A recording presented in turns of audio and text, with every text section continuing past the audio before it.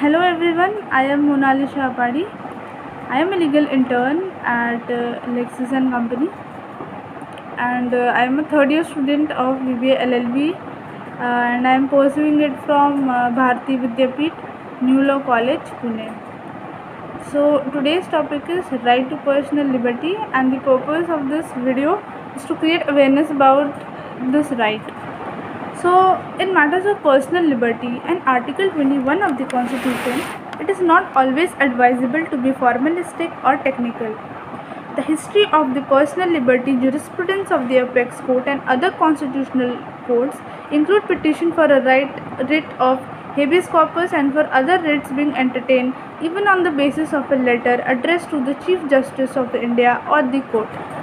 In Sunil Batra 2 versus Home Secretary Delhi Administration, the apex court accepted a letter which was treated as petition written by a prisoner in Tihar jail, Delhi, complaining of inhuman torture inflicted on other prisoner by the jail warden.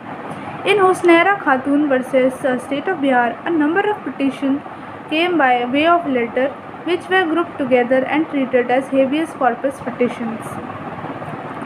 In Rubabuddin Sheikh versus State of Gujarat, the brother of the deceased wrote a letter to the Chief Justice of India complaining of a fake encounter and subsequent disappearance of his sister-in-law. This was treated as habeas corpus petition. In Kishore Singh Ravinder Dev versus State of Rajasthan, the petitioner sent a telegram to Honorable Judge of the Apex Court complaining of solitary confinement of prisoners. The telegram was treated as habeas corpus petition and the concerned persons were directed to release from the solitary confinement. In Paramjit Kaur versus State of Punjab, a telegram received at the residential office of an honorable judge of the Apex Court alleging an incident of kidnapping by the police was treated as habeas corpus petition. In Mandua Mukti Morcha versus Union of India, a petition addressed to an honorable judge of the Supreme Court relating to the inhuman and intolerable conditions of stone quarry workers in many states and how many of them are bonded labor was treated as a writ petition on the view that the constitutional maker deliberately did not lay down any particular form of proceedings for enforcement of fundamental right, nor did they stipulate that such proceedings should conform to any rigid pattern or straitjacket formula. In People Unions for Democratic Rights versus Union of India, a letter addressed to Honorable Judge of the Apex Court concerning violation of various labor law in the construction projects connected to the Asian Games was treated as writ petition.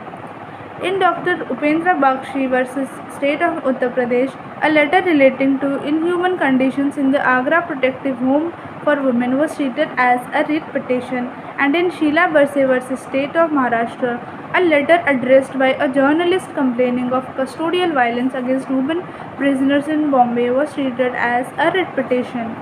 In Sanjay Singh Ramarao Chauhan versus Dattarai Gulabrao Phulke 2015, Supreme Court judgment held that the unmerited and undeserved prosecution is an infringement of guarantee under Article 21 of the Constitution of India.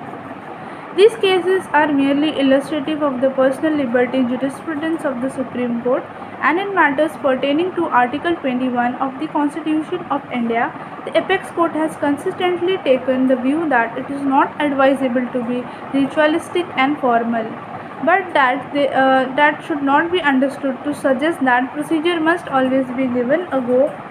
That is certainly not the court intentions. In Gaurav Kumar versus Konaela Jail 2014 and State of Maharashtra versus Tasneem Rizwan Siddiqui 2018, the High Court of Bombay reiterated that writ of habeas corpus is not maintainable against the judicial order remanding the accused into custody. An appropriate remedy is to ask bail. The law on preventive detention has been consistent post-emergency era. Though the Parliament has continued with drastic detention laws, the courts have jealously protected the citizens against haphazard detentions without subjective satisfaction as to whether the activity of the detainee is actually such which disturb the public order or not. After the infamous ADM Jabalpur versus Shifkan Shukla judgment, the Supreme Court has always protected the detenu and insisted strict implementation of Article 22 of the Constitution. Thank you. That's all for the topic. Please like and comment on the video. Thank you so much.